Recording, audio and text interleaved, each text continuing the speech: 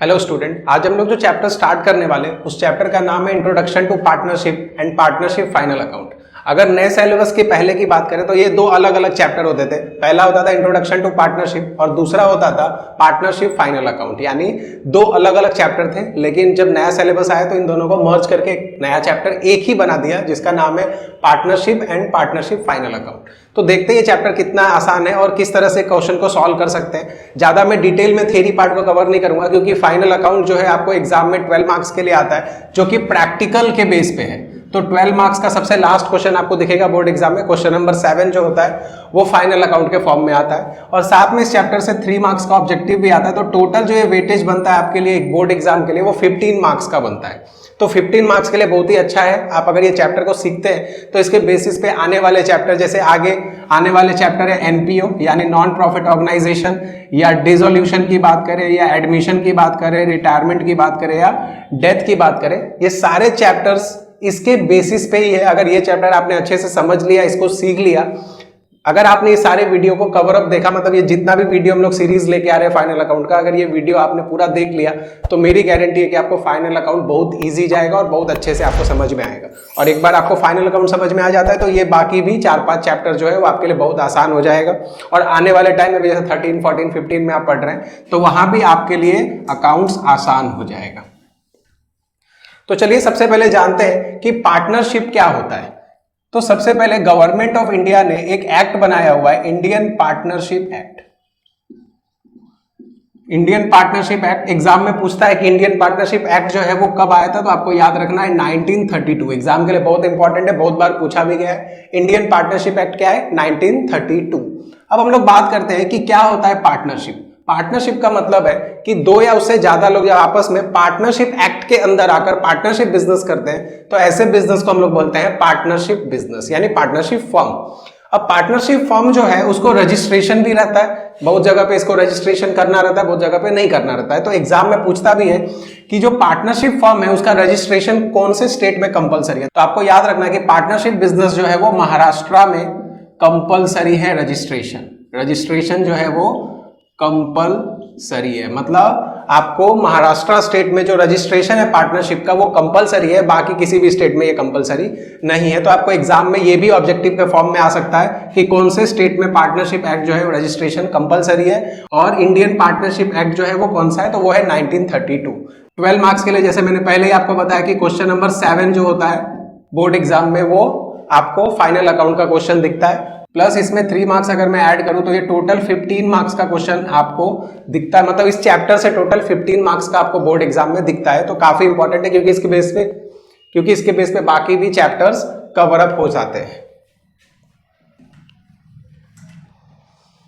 अब बात करते हैं पार्टनरशिप के फीचर्स के बारे में। वैसे वो उतना इंपॉर्टेंट नहीं है आपके एग्जाम के लिए, लेकिन फिर भी छोटा सा पार्ट में इसमें से कवर कर देता हूं। देखिए इस चैप्टर से थियरी कुछ नहीं आएगा, जो भी आएगा वो 12 मार्क्स का मैंने आपको बताया प्रैक्टिकल क्वेश्चन आएगा और 3 मार्क्स का ऑब्जेक्टिव आएगा, और वो ऑब्जेक्टिव में आपको चैप्टर पढ़ाते पढ़ाते क्लियर कर दूंगा। ओके, तो सबसे पहले बात करते हैं, ऐसे ऊपर से हम लोग एक ओवरव्यू देख लेते हैं कि फीचर्स क्या होता है। तो सबसे पहले अगर बात करें फीचर्स की तो यहाँ पे 2 और मोर पार्टनर्स चाहिए आपको,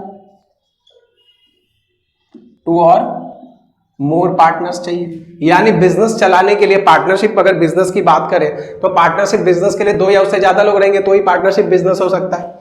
दूसरा है कि उनके बीच में एग्रीमेंट होना बहुत जरूरी है। एग्रीमेंट यानी किस तरह से प्रॉफिट शेयर करेंगे, किस तरह से लॉस को बेयर करेंगे, ये सारी चीजें उसमें लिखा रहता है, जो भी क्लॉज है। एग्रीमेंट जो है वो 2 फॉर्म में हो सकता है, ओरल में और रिटन में। आपको एग्जाम के लिए ऑब्जेक्टिव में भी याद रखना है कि एग्रीमेंट कैन बी ओरल और रिटन, आपको याद रखना है। थर्ड पॉइंट आता है, अगर थर्ड पॉइंट की बात करें तो आता है लीगल बिजनेस या लॉफुल बिजनेस। लीगल बिजनेस या लॉफुल बिजनेस, यानी जो भी बिजनेस आप करते हो वो लॉफुल होना चाहिए। गवर्नमेंट के जो भी बिजनेस आप करते हो लीगल होना चाहिए, लॉफुल होना चाहिए। लॉफुल यानी कानून के अंदर चलना चाहिए, एक्ट के अंदर से ही रहना चाहिए वो बिजनेस। उसके बाद हम लोग 4 पॉइंट देखते हैं, sharing profit and losses. Sharing profit and losses, ज्यादा डिटेल में नहीं समझेंगे, बस मैं आपको ऊपर से एक ओवरव्यू दे रहा हूं कि पार्टनरशिप का मतलब क्या होता है। तो पार्टनरशिप में 2 या उससे ज्यादा लोग चाहिए, एग्रीमेंट होता है दोनों के बीच में। एग्रीमेंट कैसा हो सकता है? ओरल और रिटर्न हो सकता है। लीगल बिजनेस यानी लॉफुल बिजनेस होना चाहिए। शेयरिंग प्रॉफिट एंड लॉसेस होता है। उसके बाद ज्वाइंट ओनरशिप होती है। ज्वाइंट ओनरशिप का मतलब होता है कि सीधी सी बात है, अगर मैं और मेरा एक फ्रेंड पार्टनर है तो हम दोनों क्या है, कंपनी के साथ में मालिक है, यानी हम लोग क्या है, ज्वाइंट ओनर है। ज्वाइंट ओनर है और मैनेजमेंट भी है, हम लोग ही मैनेजर भी है, हम लोग ही ओनर भी है, यानी ज्वाइंट यानी ज्वाइंट ओनरशिप है एंड ज्वाइंट मैनेजमेंट है। इस तरह से 5 फीचर्स है, और भी फीचर्स है लेकिन आपको जरूरत नहीं है, वैसे भी ये भी आपको उतना पढ़ने की जरूरत नहीं है, बस आपको एक दिमाग में रखना है कि फीचर्स क्या होता है पार्टनरशिप का। वैसे अगर आपने एसपी लिया होगा तो आपने 11th में ये चैप्टर देखा होगा। एसपी में ये काफी अच्छे से आपको sole trading, partnership, joint stock company, joint Hindu family firm, cooperative society, बाकी चीजों के भी फीचर्स लिखे हुए हैं। अब बात करते हैं कि पार्टनरशिप फाइनल अकाउंट क्या होता है। तो सबसे पहले बात करते हैं कि पार्टनरशिप तो हमने समझ लिया क्या होता है। अब बात करते हैं कि फाइनल अकाउंट क्या होता है, और ये फाइनल अकाउंट का मतलब क्या है। जैसे कि आपको लगता है कि फाइनल अकाउंट में एक वर्ड है फाइनल, अकाउंट तो आपको पता ही है। फाइनल का मतलब होता है कि सबसे लास्ट में, यानी जब सारे अकाउंट्स प्रिपेयर हो जाते हैं, सब कुछ हो जाता है, तो सबसे लास्ट में बिजनेस को क्या चाहिए होता है, बिजनेस को जानना होता है कि उसने पूरे साल में, मतलब ड्यूरिंग द ईयर जो उसने ट्रांजैक्शंस किए, जो उसने काम किया है, उससे उसको कितना प्रॉफिट जनरेट हुआ। क्योंकि प्रॉफिट तो हर बिजनेस के लिए इंपॉर्टेंट है। अगर प्रॉफिट नहीं रहेगा तो बिजनेस आगे के डिसीजंस नहीं ले पाएगा कि उसको किस तरह से एक्सपांड करना है, डाइवर्सिफाई करना है अपने बिजनेस को। तो प्रॉफिट बहुत इंपॉर्टेंट है। तो प्रॉफिट जानने के लिए, बिजनेस ने कितना प्रॉफिट कमाया है उसके लिए हम लोग बनाते हैं फाइनल अकाउंट। अब इसका नाम फाइनल अकाउंट क्यों है? क्योंकि ये सबसे लास्ट में प्रिपेयर करते हैं। देखते हैं कैसे। सबसे पहले आपने 11th में देखा होगा कि हम लोग के पास ट्रांजैक्शंस होता था। ट्रांजैक्शंस यानी जैसे example for business started with cash.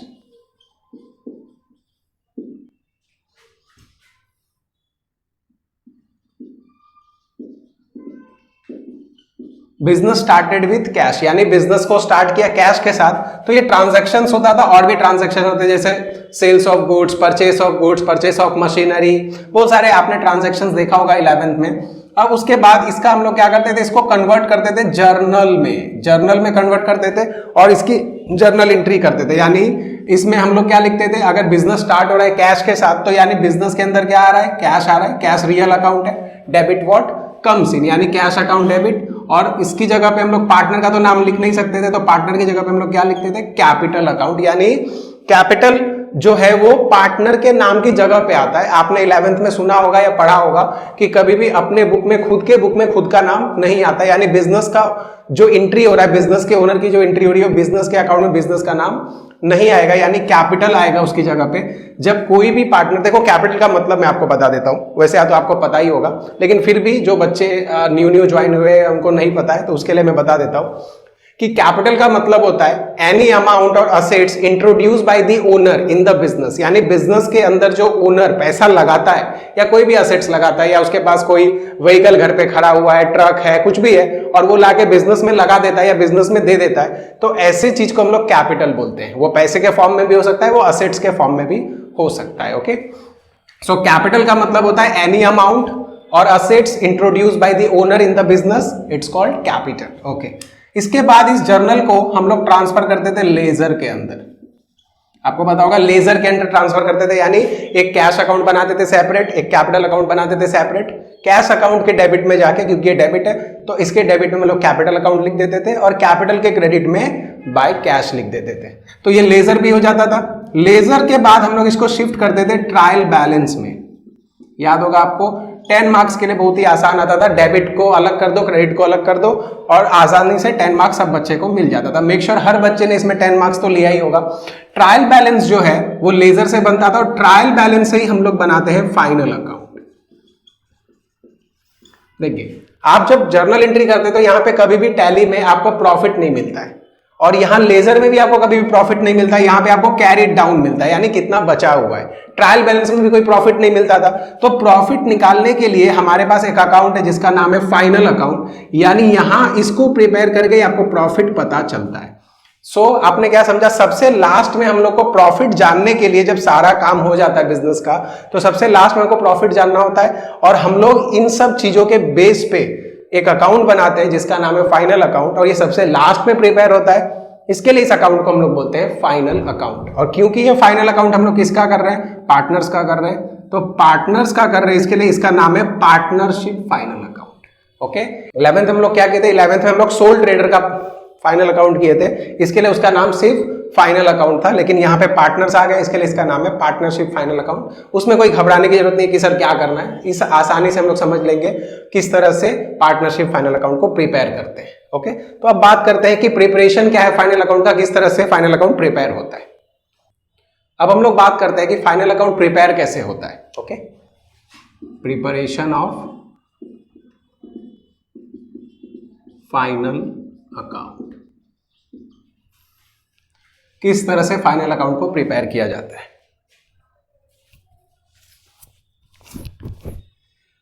अब बात करते हैं प्रिपरेशन ऑफ फाइनल अकाउंट। तो फाइनल अकाउंट प्रिपरेशंस के पहले हम लोग समझते हैं दो चीज। एक तो हम लोग समझते हैं बिजनेस के बारे में कि बिजनेस कैसा होता है। ओके, बिजनेस का होता है दो फॉर्म। एक होता है कि बिजनेस आपका चलेगा प्रॉफिट मोटिव पे, और दूसरा आपका चलेगा बिजनेस सर्विस मोटिव पे। सर्विस मोटिव का मतलब जैसे मैंने आपको एग्जांपल में बताया था, एनपीओ। एनपीओ जो है वो नॉन प्रॉफिट ऑर्गेनाइजेशन है, यानी लोगों के हेल्प के लिए बिजनेस चलता है। जैसे आपने बहुत सारा एनजीओ देखा होगा, स्कूल देखा होगा, हॉस्पिटल देखा होगा, कॉलेजेस देखे होंगे, जो लोगों के हेल्प के लिए चलते हैं। उनका मेन मोटिव होता है लोगों का हेल्प करना, ना कि प्रॉफिट कमाना। और एक बिजनेस होता है जिसका मेन मोटिव होता है प्रॉफिट कमाना, यानी उनको ज्यादा से ज्यादा प्रॉफिट चाहिए। और ऐसे बिजनेस में भी आपको दो पार्ट दिखता है, एक तो वो सर्विस बेचते हैं, और दूसरा गुड्स बेचते हैं। बहुत सारे ऐसे बिजनेस होते हैं जो दोनों भी बेचते हैं, लेकिन हम लोग बात कर रहे हैं कि दो बिजनेस होता है। एक सर्विस बेचने का बिजनेस, यानी transportation, warehouse, insurance, communications. तो अलग अलग ये जो बैंकिंग भी होता है, तो ये सारे सर्विस का बिजनेस। क्योंकि बैंक में आप जाओगे, इंश्योरेंस कंपनी में आप जाओगे, तो कुछ सामान हमको नहीं बेचते, उनको क्या देते हैं, हमको सर्विस देते हैं, और उसके बदले हम उनको कुछ पेमेंट देते हैं, यानी सर्विस का बिजनेस वो करते हैं। लेकिन कुछ बिजनेस रहता है जो हमको गुड्स बेचता है। जैसे अब ये मार्कर देख लो, मार्कर क्या है, जो कंपनी ने मार्कर बनाया ये क्या है, गुड्स है, और गुड्स हमको वो बेच रहा है। यानी हमको जो प्रॉफिट कमाना है वो कौन सा बिजनेस, एक गुड्स बेच के और एक सर्विस बेच के। अब गुड्स के बारे में बात करें, हम लोग इसके बारे में अभी बात नहीं करेंगे। हम लोग किसके बारे में बात करेंगे, गुड्स वाले बिजनेस के बारे में। यानी आपको अगर गुड्स बेच के प्रॉफिट कमाना है तो आपको गुड्स के लिए क्या चाहिए, गुड्स बनाने के लिए क्या चाहिए, आपको चाहिए फैक्ट्री, जहां पे आप गुड्स प्रिपेयर करोगे, यानी मैन्युफैक्चरिंग करोगे। मैन्युफैक्चरिंग करोगे कहां पे, फैक्ट्री में। और ये वाला जो बिजनेस है, हम लोग फाइनल अकाउंट इसी के बारे में बात कर रहे हैं। ओके, सो गुड्स वाला बिजनेस जो मैन्युफैक्चरिंग करके फर्दर सेल आउट करता है, जिसको फैक्ट्री की नीड होती है, ये क्यों, क्योंकि वो मैन्युफैक्चरिंग करेगा। फैक्ट्री के साथ क्या ऑफिस नहीं चाहिए, ऑफिस भी चाहिए। ऑफिस से सारे डील होगा, जो भी बिजनेस के डील होते हैं, जितने भी मीटिंग्स होते हैं, जितने भी डिसीजंस लिए जाते हैं, वो सब ऑफिस से लेते हैं। साथ में शोरूम भी चाहिए, जहां से वो गुड्स अपना बेचेगा। सपोज कोई बिजनेस है जो फर्नीचर बनाता है, तो फर्नीचर बेचेगा कहां से, कार बनाता है तो कार बेचेगा कहां से, शोरूम से बेचेगा। फैक्ट्री से तो कोई कार बेच नहीं सकता, ऑफिस से तो बेचते नहीं है, तो यानी उसको शोरूम की भी जरूरत पड़ती है। तो हम लोग क्या बात कर रहे हैं, हम लोग इस वाले बिजनेस की बात कर रहे हैं, ना कि इसकी और ना कि इसकी। इसके बारे में हम लोग सेकेंड चैप्टर में देखेंगे। ओके, सेकेंड चैप्टर मतलब बाद में देखेंगे, नेक्स्ट वीडियो में देखेंगे। पहले हम लोग बात करते हैं फाइनल अकाउंट के बारे में। तो फाइनल अकाउंट में हमको देखना होता है कि मैन्युफैक्चरिंग बेस्ड बिजनेस है, फैक्ट्री चाहिए, ऑफिस चाहिए, शोरूम चाहिए। अब मुझे बताओ, फैक्ट्री अगर चाहिए तो फैक्ट्री में मशीन भी चाहिए होगा।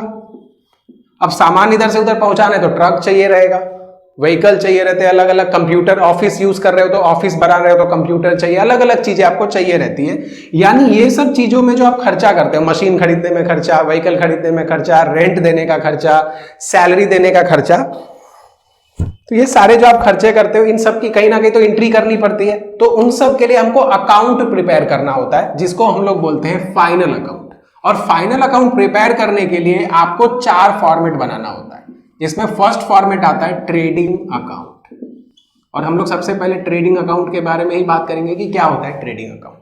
तो ट्रेडिंग अकाउंट बहुत ही सिंपल है समझना। ट्रेडिंग का मतलब होता है जो आपने सामान खरीदा और जब आपने सामान बेचा। यानी अगर आप सामान खरीद रहे हो, आप मैन्युफैक्चरिंग बेस्ड बिजनेस में हो, तो गुड्स बनाने के लिए आपको किस चीज की जरूरत पड़ेगी, आपको गुड्स बनाने के लिए किसकी जरूरत पड़ेगी, रॉ मटेरियल की।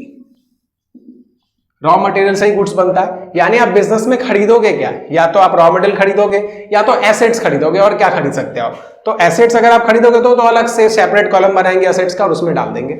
लेकिन अगर आपने ट्रेडिंग कर रहे हैं, मतलब आपने रॉ मटेरियल खरीदा, तो रॉ मटेरियल जो है वो डायरेक्टली कहां जाएगा, मुझे बताओ। रॉ मटेरियल ऑफिस में जाता है क्या, शोरूम में जाएगा? नहीं, रॉ मटेरियल कहां जाएगा, फैक्ट्री में। तो फैक्ट्री में जितनी भी चीजें होती है, अब फैक्ट्री में रॉ मटेरियल आएगा तो उसको बनाने के लिए लेबर की भी जरूरत पड़ती है। तो फैक्ट्री में क्या चाहिए, लेबर भी चाहिए। और लेबर का जो पेमेंट होता है वो डेली बेसिस पे होता है या वीकली बेसिस पे होता है। ओके, डेली बेसिस पे होगा, नहीं तो वीकली बेसिस पे होगा। तो इसको जो हम लोग लेबर को जो पेमेंट करते हैं उसको हम लोग बोलते हैं वेजेस। और वेजेस के भी दो पार्ट है, एक है प्रोडक्टिव और एक है अनप्रोडक्टिव। अगर प्रोडक्टिव वेजेस की बात करें तो हम लोग ने जो वेजेस दिया है वो प्रोडक्ट के ऊपर डायरेक्टली दिया है, मैन्युफैक्चरिंग के ऊपर दिया है। और अनप्रोडक्टिव का मतलब हमने प्रोडक्ट के ऊपर नहीं दिया, वो अलग से पे किया है, ऐसे। तो ठीक है, प्रोडक्टिव वेजेस के बारे में बात कर लेते हैं। ये जो वेजेस है ये हम लोग किसको दे रहे हैं, लेबर को। लेबर को जब भी हम लोग डेली या वीकली बेसिस पे देते हैं, कहां पे, फैक्ट्री में, तो ऐसे को हम लोग बोलते हैं वेजेस। ओके, तो वेजेस भी एक तरह से क्या है, फैक्ट्री से रिलेटेड वर्क है। रॉ मटेरियल भी क्या है, फैक्ट्री से रिलेटेड वर्क है। तो जितना भी आपको लगता है कि ये सर तो फैक्ट्री के रिलेटेड काम है, मतलब जो भी आप खर्चा कर रहे हो, जो भी चीजें आप खरीद रहे हो वो फैक्ट्री से रिलेटेड है, तो उन सब चीजों को आपको कहां लिखना है, ट्रेडिंग अकाउंट में। यानी ट्रेडिंग अकाउंट इनडायरेक्टली किससे रिलेटेड है, फैक्ट्री से। तो अगर मैं ट्रेडिंग अकाउंट के बारे में बात करूं तो आपके दिमाग में हमेशा आना चाहिए कि वो कौन सा अकाउंट है, फैक्ट्री अकाउंट।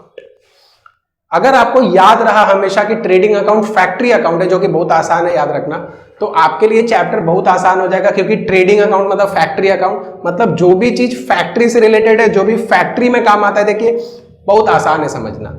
आजकल सब लोग को पता है कि ऑफिस का काम क्या है, शोरूम का काम क्या है, इवन फैक्ट्री का काम क्या है। तो नहीं भी पढ़ रहे जो लोग, उनको भी पता होता है कि फैक्ट्री का मतलब क्या है, ऑफिस का मतलब क्या है, शोरूम का मतलब क्या है। तो आपको पता चल जाएगा, आप तो पढ़ रहे हैं तो आपको पता ही चल जाएगा कि फैक्ट्री से रिलेटेड जो भी वर्क है, फैक्ट्री से रिलेटेड जो भी काम है, वो सब ट्रेडिंग अकाउंट में लिखना है। क्योंकि trading account is directly related to the factory. तो फैक्ट्री अकाउंट आपके दिमाग में रहना चाहिए कि ट्रेडिंग अकाउंट मतलब फैक्ट्री अकाउंट। अब दूसरा बात करते हैं प्रॉफिट एंड लॉस। जो दूसरा फॉर्मेट हम लोग बनाते हैं वो है profit and loss account. Profit and loss account जो है वो डायरेक्टली रिलेटेड है ऑफिस एंड शोरूम से। ओके, फैक्ट्री अकाउंट जो, sorry, profit and loss account जो है वो रिलेटेड है ऑफिस एंड शोरूम से। ऑफिस एंड शोरूम का मतलब जो भी ऑफिस वर्क रहेगा, ऑफिस का रेंट पे कर रहे हो, ऑफिस से सैलरी पे कर रहे हो, ऑफिस से इलेक्ट्रिसिटी बिल पे कर रहे हो, या शोरूम का इलेक्ट्रिसिटी पे कर रहे हो, शोरूम का रेंट पे कर रहे हो, एडवर्टाइजमेंट कर रहे हो, जितने भी चीजें आपका हो रहा है वो सब कहां आएगा, प्रॉफिट एंड लॉस में। ओके, मैं यहाँ पे आपको एक्सपेंसेस के बारे में बता देता हूं कि एक्सपेंसेस के कितने फॉर्म हैं, ताकि आपके लिए फाइनल अकाउंट और आसान हो जाए। अगर आपने एक्सपेंसेस के पार्ट्स पढ़ लिए, एक्सपेंसेस समझ लिया कि कैसे कैसे एक्सपेंसेस कंपनी करती है, तो आपके लिए फाइनल अकाउंट देखो ये दोनों समझना बहुत आसान है। तो सबसे पहले बात करते हैं कि एक्सपेंसेस के कितने पार्ट है। देखिए, एक्सपेंसेस दो पार्ट में होता है, एक होता है डायरेक्ट एक्सपेंसेस और एक होता है indirect expenses.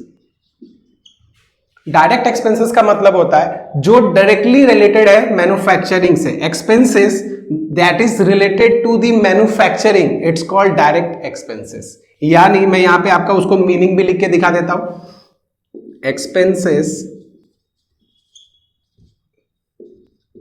Which are related to manufacturing. Okay, so expenses जो क्या है, मैन्युफैक्चरिंग से रिलेटेड है, ऐसे एक्सपेंसेस को हम लोग बोलते हैं डायरेक्ट एक्सपेंसेस। और मुझे एक बात बताओ, कितना आसान है, मैन्युफैक्चरिंग कहां होता है, मैन्युफैक्चरिंग होता है फैक्ट्री के अंदर। यानी मैन्युफैक्चरिंग कहां होता है, फैक्ट्री के अंदर। और अभी मैंने आपको क्या बताया कि फैक्ट्री अकाउंट मतलब कौन सा अकाउंट, ट्रेडिंग अकाउंट। तो मुझे एक बात बताओ, जो भी मैन्युफैक्चरिंग का एक्सपेंसेस होगा वो क्या ट्रेडिंग अकाउंट में नहीं जाएगा। कितना आसान है कि अगर मैन्युफैक्चरिंग कर रहा हो और मैन्युफैक्चरिंग फैक्ट्री से रिलेटेड है और वो मैन्युफैक्चरिंग के ऊपर खर्चा आ रहा है, कौन सा एक्सपेंसेस है वो, डायरेक्ट। यानी डायरेक्ट एक्सपेंसेस कहां पे लिखते हैं हम लोग, ट्रेडिंग अकाउंट में। समझ में आ गया। फैक्ट्री में जो भी खर्चा करते हो यानी वो मैन्युफैक्चरिंग का खर्चा है, और मैन्युफैक्चरिंग के ऊपर जो खर्चा करते हैं उसको हम लोग बोलते हैं डायरेक्ट एक्सपेंसेस।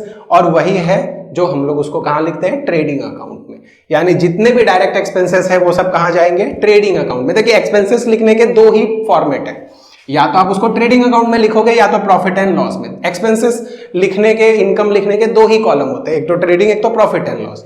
और अगर आपने समझ लिया कि डायरेक्ट एक्सपेंसेस जितने भी उनको ट्रेडिंग में लिखते हैं, उसके अलावा जितना भी एक्सपेंसेस बचेगा, तो हमारे पास तो एक ही फॉर्मेट है, यानी दो टोकरी है और हमारे पास फल है, दो टाइप का फल।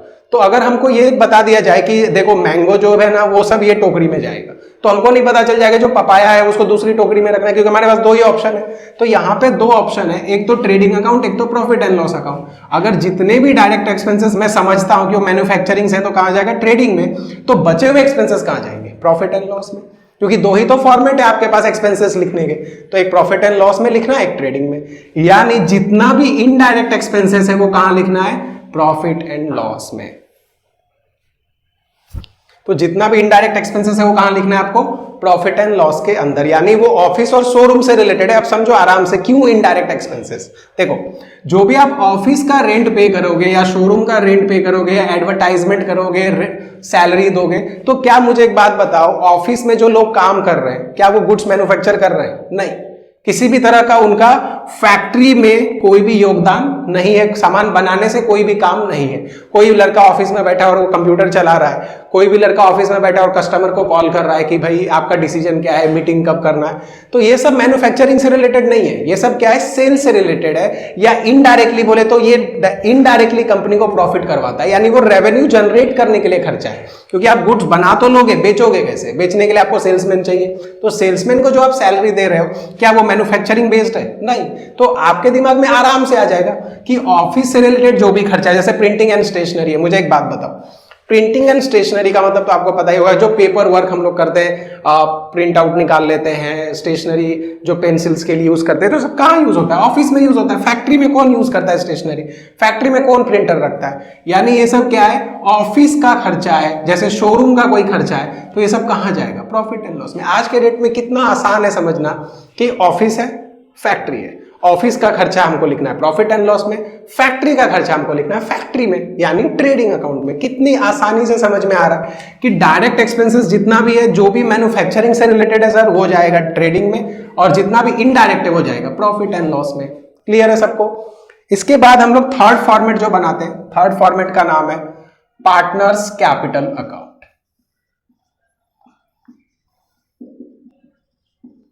या करंट अकाउंट। देखिए, दोनों साथ में नहीं बनाना होता है, वो मैं आपको क्वेश्चन जब प्रैक्टिकल करवाऊंगा नेक्स्ट वीडियो में, तो आपको बता दूंगा कि पार्टनर्स कैपिटल बनाना है या करंट बनाना है। वो दोनों साथ में नहीं बनता, या तो कैपिटल बनेगा या तो करंट बनेगा। आप समझते हैं कि पार्टनर कैपिटल या करंट अकाउंट होता क्या है? देखिए, नाम से ही पता चलता है कि पार्टनर का कैपिटल या पार्टनर का करंट अकाउंट। ओके, सो पार्टनर का मतलब होता है बिजनेस के जो ओनर है। अब बिजनेस का ओनर बिजनेस में कुछ तो देगा, कैपिटल देगा या बिजनेस में फर्नीचर देगा, कुछ भी देगा। बिजनेस से सैलरी लेगा, बिजनेस से कमीशन लेगा, या उसने जो कैपिटल दिया उस पर इंटरेस्ट लेगा। तो अलग अलग बिजनेस में पार्टनर चीजें देते रहता है और लेते रहता है। यानी अगर बिजनेस में उसने कुछ दिया, जैसे मैंने शुरू में आपको बताया कि anything, any amount, any assets that introduced by the owner in the business, it's called capital, and any assets or amount withdrawn by the owner from the business, it's called drawing. यानी अगर personal use के लिए business ने कुछ लिया, business से कुछ लिया ओनर ने पर्सनल यूज के लिए, तो उसको हम लोग ड्राइंग बोलेंगे। और अगर वो अपने पास से कुछ भी बिजनेस में देता है तो उसको हम लोग कैपिटल बोलते हैं। तो इनकी एंट्री, यानी बिजनेस के पार्टनर से रिलेटेड जो भी एंट्री होगी, आपको कहीं भी दिखेगा पार्टनर का नाम और उसमें दिखा है कि पार्टनर ने ये किया, पार्टनर ने वो किया, तो आपको लिखना है डायरेक्टली पार्टनर कैपिटल में। कितना आसान है। अगर फैक्ट्री से रिलेटेड है तो ट्रेडिंग में, ऑफिस से रिलेटेड है तो प्रॉफिट एंड लॉस में, पार्टनर से रिलेटेड दिख रहा है कि ये तो सर पार्टनर का है तो पार्टनर कैपिटल में। और इसके बाद सबसे लास्ट में बनता है बैलेंस शीट। अब इसके बारे में एक मजेदार बात बताता हूं, वैसे आपको ये बात कोई नहीं बताया होगा आज तक, मेरी गारंटी है कि बैलेंस शीट का मतलब सब लोग आपको बताएंगे कि इसके अंदर आपको एसेट्स और लायबिलिटी लिखनी है, जितनी भी एसेट्स है और जितनी भी लायबिलिटी। मैं आपको एसेट्स और लायबिलिटी भी समझना बता दूंगा, बहुत आसानी से आप समझ में आ जाएगा। ओके, अब देखिए, आपने यहां लिख दिया सब कुछ, ये भी आपको पता है, यहां भी लिख दिया आपने सब कुछ, और यहां भी लिख दिया आपने सब कुछ। अब मुझे एक बात बताओ, सब कुछ जब लिख दिया तो जो बचा है वो कहां जाएगा? इस फॉर्मेट के अंदर। और इस फॉर्मेट के अंदर बचा हुआ जा रहा है, तो बचे हुए को क्या बोलते हैं हम लोग? बैलेंस बोलते हैं कि नहीं? यानी एक शीट बनाया हुआ है जिसके अंदर बैलेंस वाली चीजों को हम लोग लिख देते हैं। वैसे ये रियल मीनिंग नहीं है, लेकिन फिर आपको समझाने के लिए बता रहा हूं कि ट्रेडिंग अकाउंट में फैक्ट्री की चीजें लिख दी, प्रॉफिट एंड लॉस में ऑफिस की चीजें लिख दी, शोरूम की चीजें लिख दी, और जितना भी पार्टनर से रिलेटेड चीजें वो पार्टनर्स कैपिटल में लिख दिया। तो जो बचा वो कहां जाएगा? वो जाएगा बैलेंस शीट में। यानी बचे हुए चीज को, बैलेंस वाली चीज को एक शीट में लिख दिया जिसका नाम है बैलेंस शीट। ये समझना है कि बाकी चीजें आप समझ गए तो ये तो जो बचा हुआ वही जाएगा। अब बात करते हैं कि इसका दो फॉर्मेट, इसके अंदर दो कॉलम बनता है, एक असेट्स का, एक लायबिलिटी का। बहुत सारे बच्चे को ना असेट समझने में तकलीफ होता है, हम लोग उसके बारे में भी बात करेंगे कि असेट्स को कैसे समझे क्वेश्चन में, लायबिलिटी को कैसे समझे। मैं आपको नेक्स्ट लेक्चर में 60 आइटम्स दूंगा, 60 चीजें आपको लिखवाऊंगा जो अगर आपने पढ़ लिया तो आपके लिए फाइनल अकाउंट बहुत ही आसान हो जाएगा। तो अब बैलेंस शीट के बारे में बात करते हैं। तो बैलेंस शीट क्या है? असेट्स और लायबिलिटी के दो फॉर्मेट में दिखता है आपको। असेट्स क्या होता है? जो भी बिजनेस में असेट्स होता है जो आपको लॉन्ग टर्म में फायदा देता है, जैसे मशीनरी है, बिल्डिंग है, लैंड है, प्रीमाइसेस है, या कोई फर्नीचर है, या किसी कस्टमर के पास आपका पैसा है जब आपने क्रेडिट में बेचा, तो ये सारी चीजों को हम लोग असेट्स बोलते हैं। मतलब असेट समझना बहुत आसान है। देखो मैं आपको एक सिंपल लॉजिक देता हूं। जो भी चीज आने वाले टाइम पे आपका टेंशन कम कर देता है, यानी जो भी चीज आपके टेंशन को कम करता है तो वो असेट्स है, और जो भी चीज आपके टेंशन को बढ़ा देता है वो लायबिलिटी है। यानी मुझे एक बात बताओ, आपके पास 4 बिल्डिंग है तो आपका असेट, मान लो आपके पास 4 बिल्डिंग है, तो आप मुझे एक बात बताओ, आपका टेंशन बढ़ा कि कम हो गया? कम हो गया, सीधी सी बात है, मेरे पास 4 बिल्डिंग है। अगर आपके बैंक में बहुत पैसा है, यानी आपके घर पे बहुत पैसा है, तो क्या है? टेंशन कम हो गया, असेट्स है। एक चीज ये समझ लिया कि जो भी चीज आपका फ्यूचर में टेंशन कम कर देता है, मैंने क्या किया, मैंने 1 साल का रेंट एक बार में दे दिया, मुझे देना कितना था? 1 महीने का, लेकिन मैंने 1 साल का एक बार में दे दिया, तो मेरा टेंशन कम हो गया कि बढ़ गया? कम हो गया, यानी मेरा वो एसेट्स हो गया। मैंने जो एक्स्ट्रा पे करके रखा है वो मेरा क्या है? एसेट्स है। मैंने जो एडवांस में दिया है, मैंने जो प्रीपेड किया है, वो मेरा क्या है? असेट्स है। एक और चीज से समझते हैं, जो भी चीज आपका फ्यूचर में कैश में कन्वर्ट होगा वो असेट्स है। दो चीज समझो, सबसे पहले जो भी आपका टेंशन कम करेगा वो असेट्स है, जो भी चीज फ्यूचर में कैश में कन्वर्ट होगा वो क्या है? एसेट्स है। यानी जैसे कि मेरे पास कोई मशीन है तो मैं क्या फ्यूचर में बेच के उससे कैश ला सकता हूं? मेरे पास कैश है ऑलरेडी, तो कैश ही है। बैंक में पैसा निकाल सकता हूं, स्टॉक है उसको बेच सकता हूं। ये सारी चीजें जो आपको फ्यूचर में कैश में कन्वर्ट होगा डायरेक्टली और इनडायरेक्टली, उसको हम लोग असेट्स बोलेंगे। और लायबिलिटी उसका अपोजिट है। असेट्स का अपोजिट हमेशा लायबिलिटी होता है, यानी यहां पे टेंशन बढ़ रहा है, यहां पे टेंशन कम होगा। जिस भी चीज के बदले फ्यूचर में आपको पैसा देना पड़ेगा, या आपने अभी यूज कर लिया लेकिन पैसा नहीं दिया, बाद में तो आपको देना है, तो वो लायबिलिटी है। ओके, तो इस तरह से बैलेंस शीट हम लोग बनाते हैं। 4 फॉर्मेट हम लोग फाइनल अकाउंट में बनाते हैं। ये 4 फॉर्मेट का मैंने आपको रिवीजन पे छोड़ दिया है। आपके पास टेक्स्ट बुक होगा, उसमें आप ट्रेडिंग अकाउंट के बारे में पढ़ो। मैंने आपको बता भी दिया कि वो फैक्ट्री से रिलेटेड है। एक्सपेंसेस 2 पार्ट में होता है, डायरेक्ट और इनडायरेक्ट। डायरेक्टली किससे रिलेटेड है? Which is related to the manufacturing. Manufacturing का होता है फैक्ट्री में, यानी जो भी मैन्युफैक्चरिंग से रिलेटेड है। वैसे मैं नेक्स्ट लेक्चर में आपको बता दूंगा कि कौन कौन से एक्सपेंसेस जो होते हैं वो डायरेक्ट एक्सपेंसेस है, कौन कौन से एक्सपेंसेस है जो इनडायरेक्ट एक्सपेंसेस है। बहुत आसान है, जो भी मैन्युफैक्चरिंग से रिलेटेड है वो, और जो भी नहीं है वो। इस तरह से हम लोग समझ लेंगे। तो पहला trading account, factory account, profit and loss account, office and showroom, और पार्टनर्स कैपिटल करंट, जो भी पार्टनर से रिलेटेड होगा, पार्टनर जो भी बिजनेस में कर रहा है वो सब पार्टनर कैपिटल में आएगा। और बैलेंस शीट यानी बैलेंस, बची हुई चीजें जो आपके पास है। अब एग्जाम में ऑब्जेक्टिव के फॉर्म में भी पूछता है कि ट्रेडिंग अकाउंट जो है किससे रिलेटेड है? फैक्ट्री से। तो आपको याद रखना है, ये सब ऑब्जेक्टिव के पार्ट में भी आता है। बैलेंस शीट जो है वो कंपनी का क्या दिखाता है, ये भी एग्जाम में पूछता है। तो ये दिखाता है फाइनेंशियल पोजीशन। फाइनेंशियल पोजीशन का मतलब वो बिजनेस के फाइनेंशियल पोजीशन को दिखाता है। तो बैलेंस शीट के लिए भी एग्जाम में ऑब्जेक्टिव पूछता है कि बैलेंस शीट क्या दिखाता है। तो आपको याद रखना है वो फाइनेंशियल पोजीशन दिखाता है कंपनी का, यानी फाइनेंशियली कंपनी कहां पर स्टैंड करती है, कंपनी के पास जो असेट्स है, कंपनी के पास जो लायबिलिटी है वो कितना है। ओके, जिसके बेसिस पे ही तो इन्वेस्टर आगे डिसीजन ले सकते हैं कि इस कंपनी में इन्वेस्ट करना चाहिए कि नहीं। तो ये सारे पार्ट है, और ये हमारा फाइनल अकाउंट का इंट्रोडक्शन है। मेक श्योर अगर आपने ये पूरा वीडियो अच्छे से देखा, अच्छे से समझा, तो ये फाइनल अकाउंट बहुत ही ज्यादा इजी होने वाला है। तो नेक्स्ट लेक्चर में मैं आपके लिए कवर अप करूंगा ट्रायल बैलेंस के बारे में, कि क्या होता है ट्रायल बैलेंस, क्या होता है एडजस्टमेंट, और ये सारे चीज़ों के बारे में बात करेंगे। और एक क्वेश्चन भी स्टार्ट करेंगे सॉल्व करना, जो बहुत ईजी होगा और आराम से सॉल्व करेंगे। नेक्स्ट लेक्चर में मैं आपको बताऊंगा कि ट्रायल बैलेंस के अंदर जो चीज़ें मैं आपको पढ़ाऊंगा, 50 से 60 चीज़ें मैं आपको दूंगा, वो आपको समझना है कि किस तरह से वो पढ़ना है। मैं आपको बता भी दूंगा कि किस तरह से होता है, ट्रायल बैलेंस कैसे बनता है, किस तरह से उसको फाइनल अकाउंट में कन्वर्ट करते हैं, स्टेप बाय स्टेप इजीली। और मैं आपको एडजस्टमेंट के ऐसे नए नए तरीके बताऊंगा कि आप जीवन में कभी भी कौन से भी स्टैंडर्ड में रहोगे, नहीं भी पढ़ते रहोगे, ऐसे 10 साल बाद भी आपको एडजस्टमेंट कभी नहीं भूलेगा। वो एडजस्टमेंट करने के तरीके आपको कोई भी नहीं बता सकता। आपको यहाँ पे जुड़ना है हमारे चैनल से और मैं आपको वो बताऊंगा कि किस तरह से वो एडजस्टमेंट सॉल्व करना है। बाकी भी चैप्टर्स हम लोग कवर करेंगे धीरे धीरे। 12th स्टैंडर्ड के लिए मैं सारी चीजें कवर करूंगा, जैसे इकोनॉमिक्स हो गया, ओसी हो गया, एसपी हो गया, मैथ्स हो गया, अकाउंट्स हो गया, ये सारी चीजें हमारे चैनल पे आपको धीरे धीरे कवर करके मिलेगी। साथ में आने वाले टाइम पे 13 के, 14 के, 15 के, एमकॉम के, 10th के, 9th के सारे सिलेबस भी हम लोग इस चैनल पे कवर करेंगे। तो तब तक के लिए आप अपना ख्याल रखें।